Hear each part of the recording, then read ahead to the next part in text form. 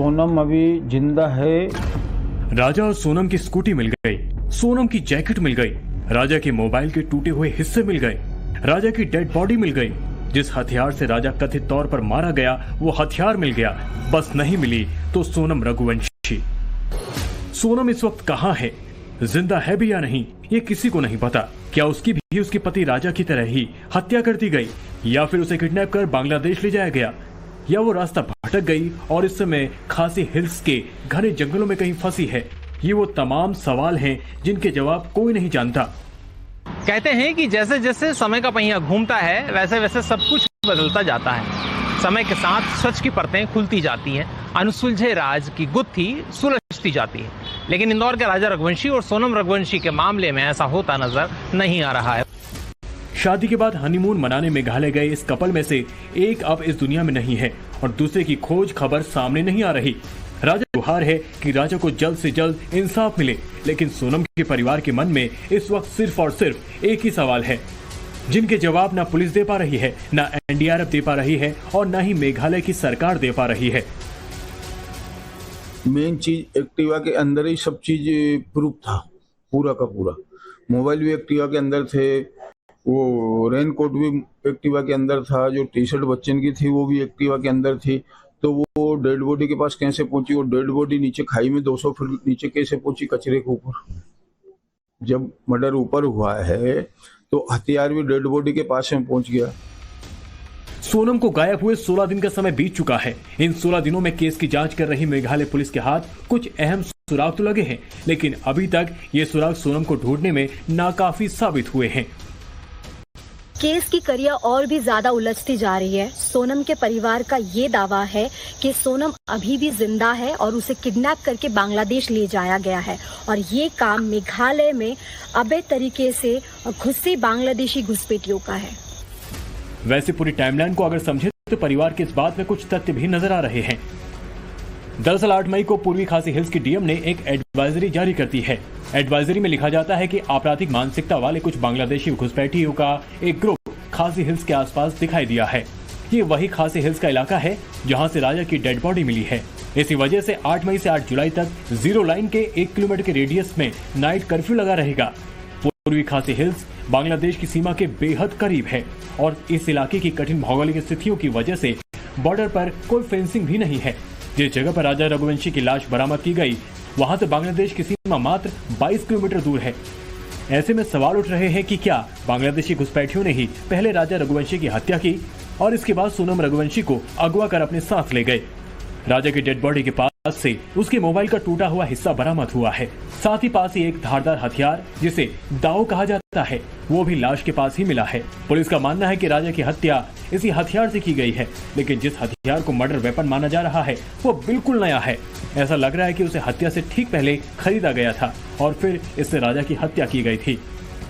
तो क्या ये काम सचमुच बांग्लादेशी घुसपैठियों का ही है जो पहले अवैध तरह से मेघालय में घुसे, फिर हत्या में इस्तेमाल हुआ हथियार दाव खरीदा, स्कूटी से इलाके में घूम रहे रघुवंशी कपल पर घात लगाकर हमला किया, राजा की हत्या करके उसकी बॉडी को रियाट आरलियांग झरने के पास फेंका और सोनम को अगवा करके अपने साथ ले गए। राजा की हत्या के बाद उसकी बॉडी का पोस्टमार्टम किया गया था। अभी तक उसकी डिटेल्स रिपोर्ट नहीं आई है, पर शुरुआती जांच में पुलिस ने पाया कि राजा की हड्डियां टूटी हुई थी। हालांकि ऊंची पहाड़ी से गिरने के बाद ही हो सकता है, लेकिन बॉडी के पास से हथियार का मिलना, मोबाइल के टूटे हिस्से मिलना, स्कूटी का अनजान लोकेशन पर पाया जाना सीधे सीधे किसी बड़ी साजिश की ओर इशारा करता है। लेकिन 16 दिन बीत जाने के बाद भी मेघालय पुलिस अभी तक सोनम को ढूंढ नहीं पाई है। इससे परिवार बेहद नाराज है और लगातार सीबीआई इंक्वायरी की मांग कर रहा है। परिवार की बात सुनकर अब मध्य प्रदेश के मुख्यमंत्री मोहन यादव ने भी गृह मंत्री अमित शाह से सीबीआई से जांच करवाने की अपील की है। हम लोग ये नहीं कर रहे तो मेघालय पुलिस कोई काम नहीं कर रही है। मेघालय पुलिस काम कर रही है, सहयोग पूरा दे रही है, मेघालय सरकार भी सहयोग दे रही है।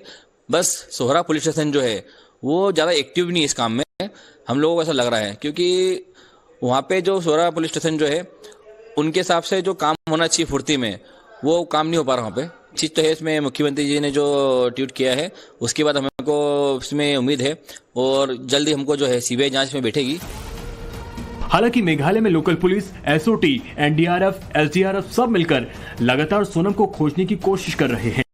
इलाके की कठिन परिस्थितियों के कारण ये काम और ज्यादा मुश्किल साबित हो रहा है। लगातार हो रही बारिश से सर्च ऑपरेशन में बाधा आ रही है। वहीं दुर्गम घाटी में सर्च के लिए चलाए जा रहे ड्रोन भी खराब मौसम के कारण काम नहीं कर रहे। फिलहाल मैं मौजूद हूँ वेशाडोंग के आसपास के एरिया में और एनडीआरएफ और एसडीआरएफ के लगातार जो सर्च ऑपरेशन है सोनम रघुवंशी के लिए लगातार जारी है। और मैं विजय को थोड़ा फोकस करने के लिए बोलूंगी, जैसे कि आप देख पा रहे हो लगातार उसमें काम चल रहा है। लगातार एनडीआरएफ के जो बंदे हैं उसमें सर्च ऑपरेशन चला रहे हैं और सिर्फ जो मिसिंग सोनम है उसके जांच पड़ताल में नहीं, उसी के साथ साथ अगर कुछ सामान मिल जाए तो क्लू मिल सकता है। उसी को ढूंढने के लिए भी ये जो एनडीआरएफ, एसडीआरएफ और पुलिस के साथ जो सर्च टीम चलाया जा रहा है, सर्च ऑपरेशन चलाया जा रहा है, ये सर्च ऑपरेशन आप देख पा रहे हो। बांग्लादेशी घुसपैठियों के एंगल के साथ ही अब इस केस ने एक और नया मोड़ ले लिया है। मावला खियात के लोकल गाइड ने दावा किया कि उसने 23 मई को लापता होने से पहले कपल के साथ 3 अजनबी आदमियों को देखा था। Local tourist guide Albert PD ने बताया कि उसने 23 मई को राजा और सोनम को 3 अन्य पुरुषों के साथ देखा था। ये सभी ट्रैकिंग पर निकले थे और एक साथ 3000 सीढ़ियां चढ़ रहे थे। गाइड ने बताया कि चारों पुरुष आगे चल रहे थे जबकि सोनम पीछे थी। वो हिंदी में बात कर रहे थे, लेकिन गाइड केवल खासी और अंग्रेजी आती थी, इसलिए वो आपस में क्या बात कर रहे थे वो समझ नहीं पाया। गाइड ने यह भी बताया कि उसने एक दिन पहले यानी 22 मई को कपल को नॉर्गेट ट्रैक के लिए अपनी गाइड सर्विस ऑफर की थी, जिसे उन्होंने यह कहकर ठुकरा दिया कि वो पहले से ही किसी दूसरे गाइड के साथ बुकिंग कर चुके हैं। बाद में पता चला कि उन्होंने भाववंसाई नाम के दूसरे गाइड को हायर किया था और शिपारा होमस्टे में रात गुजारी थी। लेकिन 23 मई की सुबह जब वे वापस चढ़ाई कर रहे थे तब उनके साथ कोई गाइड नहीं था। इन सारी जानकारियों ने इस केस को और ज्यादा पेचीदा बना दिया है। हर दिन नई नई और अलग अलग जानकारी आ रही है, बस नहीं आ रही तो सोनम की कोई खबर। यही वजह है कि परिवार चाहता है कि पूरे केस को सीबीआई हैंडल करे। अपन पाकिस्तान से लड़ सकते हैं अपने बच्चे के लिए, जिसमें तो ये बच्ची भारत में ही है, भारत में ही किडनैप हुई है, भारत में मेरा दमाद मारा गया। कोई गलत काम करने तो गए थे नहीं। आप लोग प्रचार करते हो, वहाँ का मुख्यमंत्री प्रचार करता है टूरिस्ट एरिया में जाना चाहिए, ये करना चाहिए, बच्चन को घूमने जाना चाहिए, फलानी जगह ये चीज अच्छी है, माहौल देना जरूरी है, जिम्मेदारी बनती है। तो ये राज्य सरकार की जवाबदारी है, जिम्मेदारी है। सोनम कहां हो सकती है, इसकी पड़ताल करते हुए जब हमने 21 मई से लेकर 2 जून तक की पूरी टाइमलाइन को सामने रखा तो एक चौंकाने वाली बात सामने आई। पड़ताल में हमारे सामने वो 8 लोकेशन सामने आई जहां सोनम इस वक्त हो सकती है।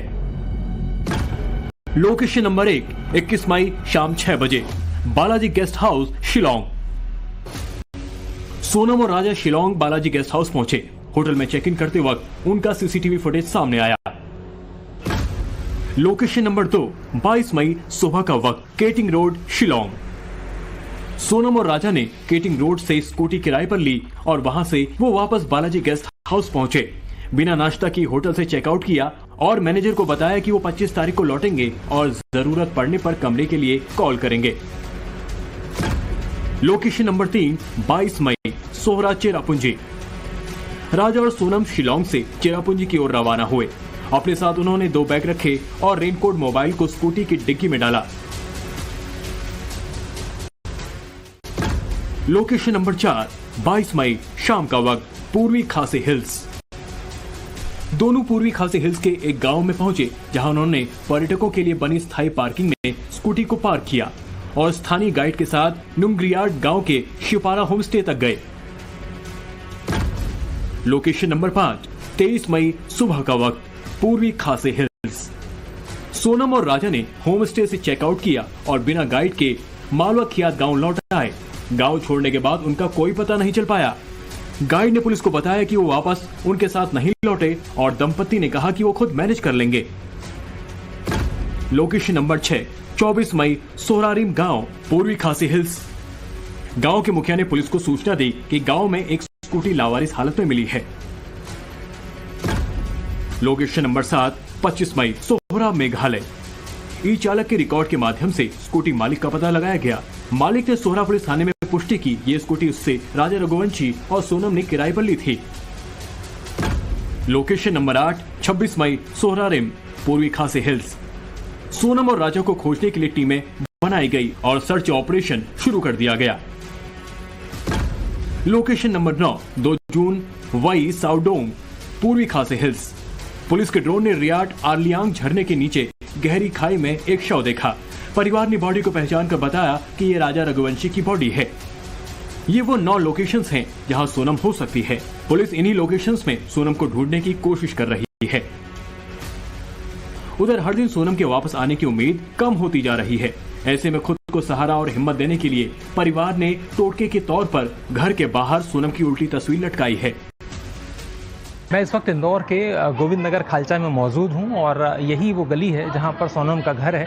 मैं अपने साथी से कहूंगा एक बार आपको वो घर दिखाएं जहां पर सोनम का ये घर है और यही इस घर से सोनम की शादी हुई थी। और इस तस्वीर के ज़रिए परिवार के लोगों ने ये अपील की है कि सोनम को जल्द से जल्द जो है इंसाफ मिले, न्याय मिले। इस पर जो लिखा गया है वो भी आपको पढ़ के बता देता हूँ। लिखा है, केंद्र सरकार और राज्य सरकार से राजा आत्मा करे पुकार, मैं मरा नहीं मुझे मारा गया है, सीबीआई से कराई जाए जांच कि सोनम हमें सुरक्षित मिले। तो सीबीआई जांच की मांग जो है परिवार कर रहा है। परिवार के ज्योतिष के कहने पर परिवार ने ये किया है। सोनम के पिता को उम्मीद है कि शायद ऐसा करके उनकी बेटी वापस आ जाए। पिता ने यह भी बताया